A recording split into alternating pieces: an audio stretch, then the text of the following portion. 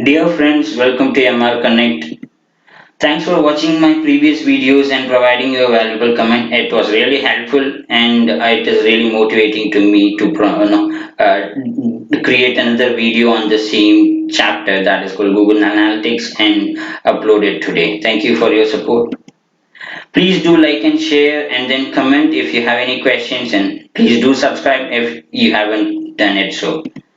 And today's video is about Google Analytics and Google Tag Manager. So many of my friends have asked what is Google Analytics, because I have explained how to implement Google Analytics into the website, right? So they are asking what is Google Analytics. Basically, people will not be aware of it. Only the technical people will be aware of it. So I want to explain them and help the people who is actually a beginner. I want to help them. So today is about what is Google Analytics and the Google Tag Manager.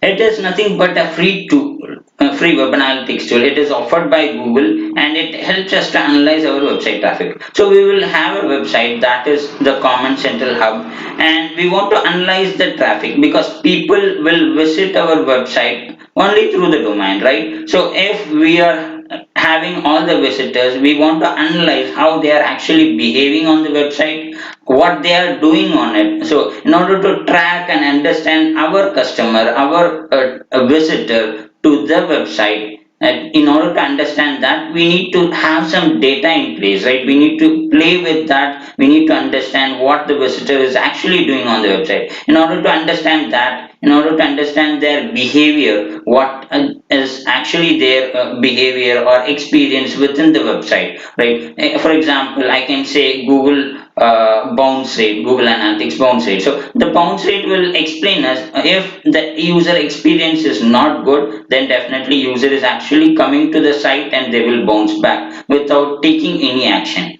So our intention is to bring people to our website in order to provide some valuable information or sell our service or sell our product, right? So if we are trying to help people or service people through our website, then definitely they should come and stay on our website, right? They should make use of the full potential of the website. If they are not doing so, how we will able to understand it? It is only through Google Analytics. So the data will be flowing through Google Analytics and we can able to go and see the reports.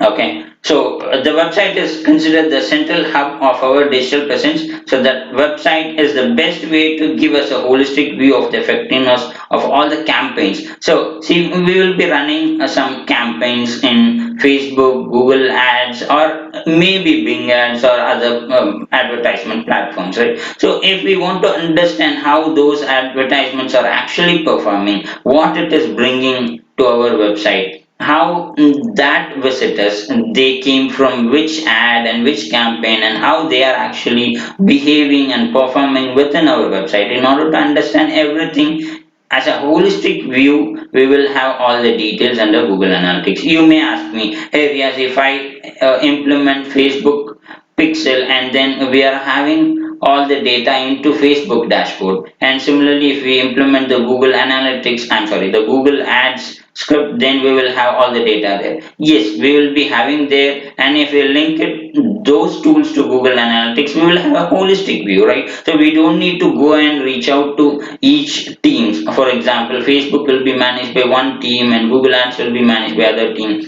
Otherwise, a marketing team will be separate and SEO team will be separate. How we will be able to understand our websites traffics are coming from SEO through organic or through Google Ads or other campaigns or different advertisement platforms, right? So in order to understand, in order to have a holistic view, we need to implement the Google Analytics, or there are other tools as well, but Google Analytics tool is very efficient and it is basically free, right? So we want to make utilizing of that particular tool that is provided by Google.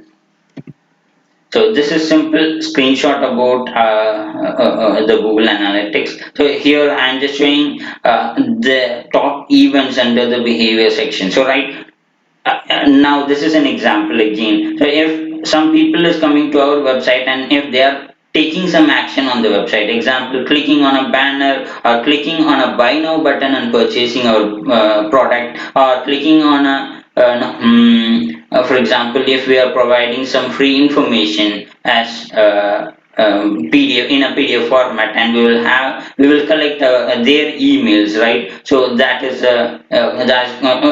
will be used for email marketing purpose. So in order to collect that email, we will have a name and email, and then there will be a button. So just imagine that because I'm explaining it roughly. So there will be a button. How many people are actually clicking on the button? So we will be implementing one event on that button, and that event will be tracked in Google Analytics, right? So now in Google Analytics, we can come here and check, okay, how many people actually clicked on that particular button and downloaded the PDF and consume the free information that is provided by us. So in order to understand that, this is a simple example that can be utilized by the Google Analytics tool. So what is Google Tag Manager? See, we are having Google Analytics, okay, we are having all the data there, but how the data is flowing into Google Analytics, that is through Google Tag Manager. Example, we will be having a different tags. Tags meaning it is just technically we will call it a tag, but it is simply the JavaScripts. So the scripts provided by Facebook, the script provided by Google Ads and other marketing channels. So everyone, if they want to track our website visitor and the behavior of them, then they want us to implement. The marketing team basically will provide a JavaScript, and they will ask to implement it on the website, right? So it can be done through coding. Yeah, the developers can able to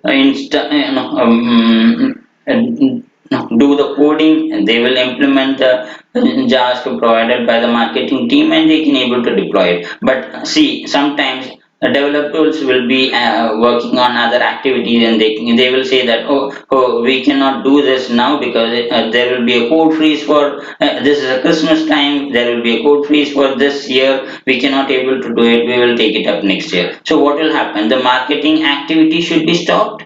No, because see, this is a Christmas time and we want to sell our service now. But a development team is telling that no, this is a code freeze time, we cannot able to do it. How we are going to do that now? It is very simple. We will implement that JavaScript, meaning we will implement that tag using the Google Tag Manager. So it's very simple, reliable, and easily integrated tag management solution. And importantly, it is free. That is provided by Google. Thanks for watching this video. Please do comment whatever questions you have. Thanks for your support. Thank you very much.